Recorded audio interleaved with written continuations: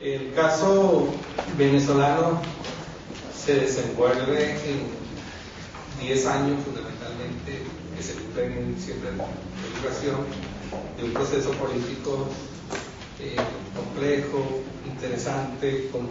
muchas originalidades y que de alguna manera ha generado un impacto interesante en toda América Latina. El proceso político tiene unos antecedentes que es digno de citar, así sea muy resumidamente. Se formaliza a través de unas elecciones democráticas en las cuales obtiene el poder Hugo Chávez Frías. La democracia representativa venezolana, una democracia fundamentalmente consensual, se había caracterizado por una gran estabilidad, cerca de 40 años de duración de esta estabilidad con partidos fuertes y un sistema de pactos que había sido excepcional en la historia republicana y que había funcionado con bastante fuerza. Este sistema entra en crisis a través de una serie de elementos dignos de considerar en sus líneas fundamentales. Serían fundamentalmente la pérdida de credibilidad de los partidos políticos, la pérdida de representatividad. Se señala que una falta de adaptación de los partidos a las necesidades y aspiraciones de la gente, porque sería una crisis de representatividad, una crisis socioeconómica muy importante, digna de citar, sobre todo a partir de los años 80, sus consecuencias en la devaluación de Bolívar y las consecuencias de esa crisis económica que se va a manifestar fundamentalmente en la incapacidad creciente del Estado por resolver los problemas generales de la sociedad. La tradición democrática había sido excesivamente clientelista, paternalista, monopolizada por los partidos, y de alguna manera esa crisis llevó a que se perdiera la capacidad redistributiva, cierto,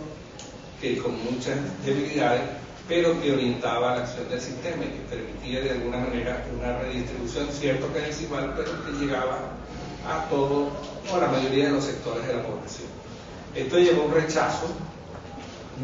y a una pérdida creciente de credibilidad en la sociedad, en los partidos, en todos los sectores, consecuencia también de la incapacidad del sistema para renovarse. Se planteó a partir sobre todo de los años 80 intentos, esfuerzos de renovación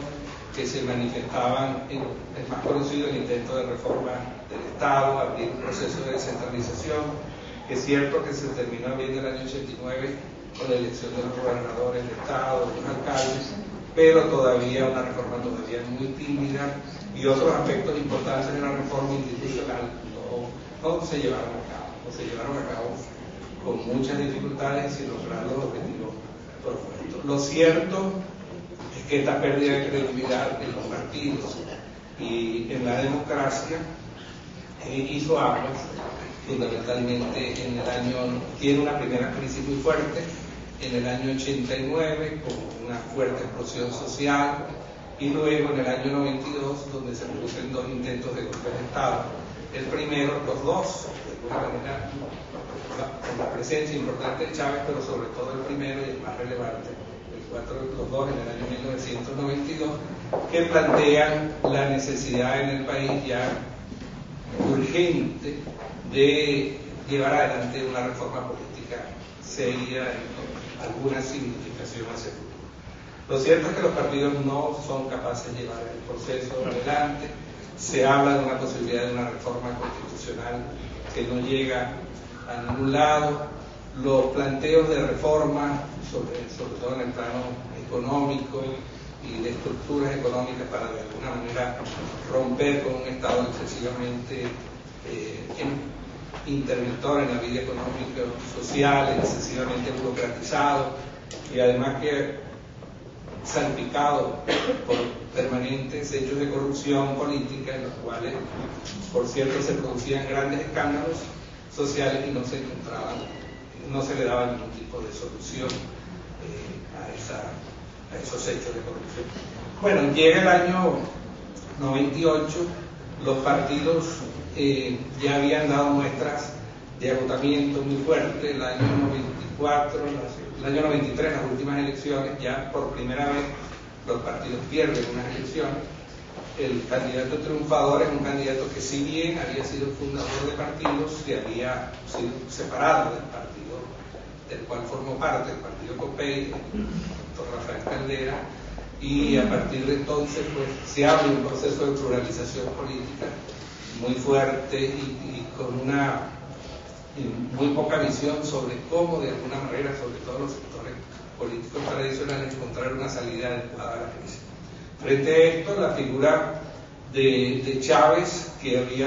curiosamente había salido fortalecida del golpe, junto con los comandantes del golpe fallido, los comandantes que lo acompañan en la zonada,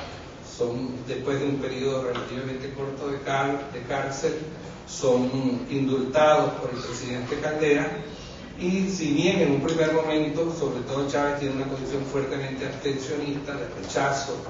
al sistema de democracia representativa, es convencido, o se convence, muchos sectores que se van acercando y que se van aglutinando en torno a su figura, las potencialidades que tendría en un pueblo que rechaza la partidocracia, que a través de fuertes campañas en los últimos años de los medios de comunicación apuesta por una salida política distinta, más o menos la misma frase que se daba a Chano su mensaje en Venezuela, que se vayan todos, que venga algo nuevo, que venga algo que no esté atado ni de alguna manera contaminado por la forma tradicional de hacer política. Lo cierto es que Chávez se convierte en un fenómeno electoral,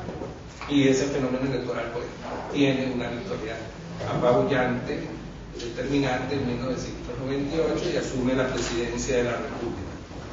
Si bien en Venezuela había un planteamiento de reforma constitucional e incluso un planteamiento de Asamblea Nacional Constituyente en diversos sectores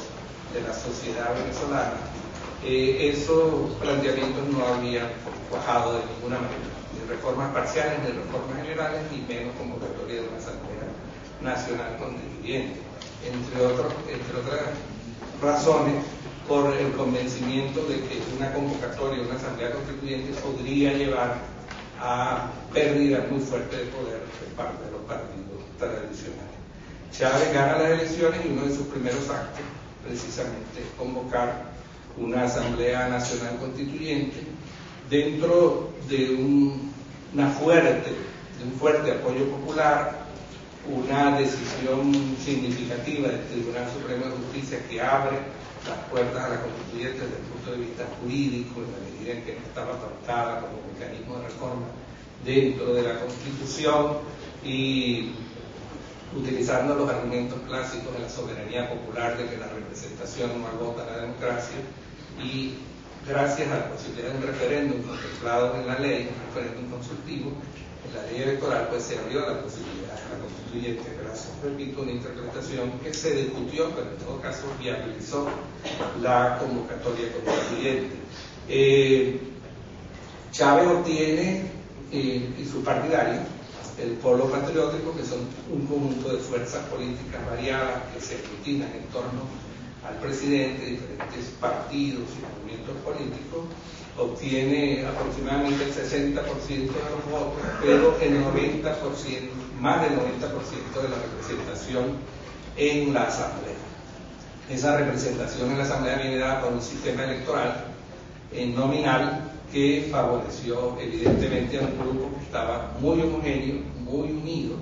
en torno a la figura de Chávez y en torno a una campaña electoral muy integradora en torno a la figura de los candidatos del Polo Patriótico, al contrario de la oposición, que estaba absolutamente fragmentada, que proliferaba en diferentes candidaturas totalmente desconectadas entre sí, lo cual hizo que obtuvieran una muy pobre representación en la Asamblea. La Asamblea tiene unos propósitos muy ambiciosos. Desde el primer momento se plantea pues una refundación de la República. La revolución Chávez, ya sin ninguna duda, desde el momento en que es candidato presidencial, dice que la va a asumir como una revolución pacífica y democrática, es decir, va a conducirse a través de los canales de la legalidad y de la legitimidad democrática, y aprueba una constitución. Aprueba una constitución, es una constituyente que se declara originaria,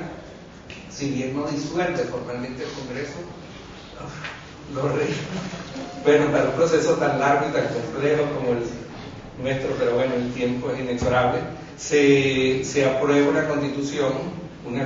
que tiene una serie de novedades interesantes, si bien fue una constitución que en su primer momento fue adversada por sectores relevantes de la sociedad venezolana, de una manera curiosa se ha venido, como lo señalaba ayer Débora, ha venido ganando adeptos y ha venido uniendo a todos los sectores democráticos de la vida nacional, fundamentalmente por lo que significa una carta de derechos y de garantías democráticas bastante progresiva. De todas maneras, bajo la Constitución y bajo una determinada interpretación de la Constitución y bajo doctrinas muy curiosas del Tribunal Supremo, la constituyente, antes de disolverse, declaró la modificación de todos los poderes públicos, integró estos poderes públicos, sobre todo el Tribunal Supremo, la Fiscalía y los órganos de control, por partidarios del presidente, y esto implicó realmente una hegemonización de las ramas del poder público por parte del presidente y del movimiento que dirige. Esto llevó a un control del poder cada vez mayor, prácticamente hegemónico, y que fundamentalmente cristaliza en la figura presidencial, un poder fundamentalmente personalista, en un poder que, si bien formalmente se designa como un poder democrático, cada vez revela menos aceptación del pluralismo social y político, una suerte de control donde se permite la participación de otros actores, pero en todo caso la decisión y el hegemonismo, el control de las decisiones políticas se reduce a no solo un sector, sino fundamentalmente a la figura del presidente. Como líder del proceso, es un liderazgo que se comunica directamente con la gente, el pueblo, son todos los venezolanos que no forman parte de la oligarquía, pero fundamentalmente es un liderazgo que concentra su fuerza y la sigue manteniendo en sus líneas fundamentales en los sectores más desfavorecidos de la población, que habían venido siendo abandonados por los partidos políticos, y que encontraron en Chávez una figura carismática, una figura que se pudo y se sigue comunicando directamente con él, y que lo siguen sintiendo como redentor fundamental de sus necesidades. Independientemente de los problemas de satisfacción de las necesidades de la población, la gente en lo fundamental, el pueblo y esa gran mayoría, en estos 10 largos años no ha dejado de darle el apoyo al presidente. Todavía el apoyo al presidente, milagrosamente para los analistas de opinión, se mantiene por encima del 50% de la población, y siempre ha tenido niveles altos de aceptación. Cierto que el manejo de los ingentes recursos de la renta petrolera ha sido un factor fundamental con el cual el sistema ha podido resolver las necesidades y los problemas, vamos a decir, fundamentales e inmediatistas de la población. El proyecto, me dice cuando termina, ya estoy terminando. Ajá, un minuto y la ñapa, como decimos nosotros. Bueno, el proceso chavista es un proceso que tiene ambiciones de perpetuarse en el poder, es decir, sobre lo que podríamos llamar sobre la idea de democracia, es decir, predominante, vamos a decir, en la tradición liberal, se hierve, y hegemónica, vamos a decir, en nuestra cultura constitucional y del Estado de Derecho, se hierve la visión de la revolución. Es decir, la revolución está, en definitiva, si bien respeta a la democracia y gira se orienta dentro de los rieles democráticos, es el motivo fundamental, el principio, el alfa y el omega orientador del sistema. Y si está en juego la revolución, no hay ninguna duda, aunque no no se sostenga formalmente, pero todos los indicios conducen allá, que predominará la revolución sobre la democracia. Y la revolución en este momento significa fundamentalmente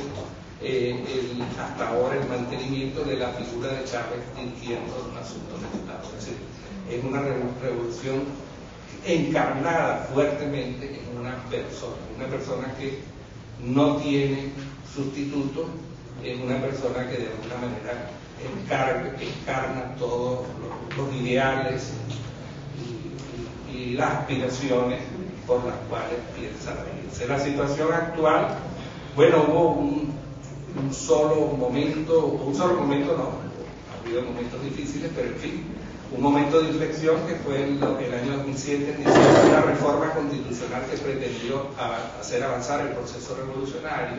fundamentalmente a través de la definición socialista del sistema en la Constitución, que no está, el socialismo no está por ninguna parte de la Constitución, una Constitución, digamos, en lo económico de economía mixta y en lo democrático social, democrático participativa, que no niega obviamente elementos representativos. Pero en fin, para terminar, se me acaba el tiempo, ojalá que a través de las preguntas pudiera ayudar a aclarar observaciones y muchas preguntas que ustedes tendrán. A través de los poderes que recibe Chávez de la misma Constitución y del control hegemónico en los hechos de las ramas del poder público que le pudieran significar algún control, el control jurisdiccional y el control político a través de la Asamblea Nacional, están hoy en día absolutamente subordinados a la figura presidencial. Mientras tanto, una oposición fragmentada, una oposición que asumió en algunos casos caminos absolutamente fuera de la legalidad, afortunadamente ha venido encontrando de alguna manera a través de fórmulas democráticas una unión con muchas dificultades, mucho trabajo, mucha laboriosidad, encontrar una alternativa democrática que aproveche los espacios democráticos que todavía están abiertos dentro del sistema constitucional. En noviembre, o sea, dentro de un mes, hay una elección que va a ser decisiva en lo que puede significar que el oficialismo pierda gobernaciones y alcaldías importantes y abra un camino a reconquista por parte de la democracia, de la oposición, de baluartes importantes que puedan contribuir a generar un mejor balance del poder y a la posibilidad de restringir las ambiciones excesivamente continuistas que van hacia una perpetuación a través de la reforma constitucional planteada hacia el futuro, todavía como amago direccional del presidente de reelección y definitiva en el poder.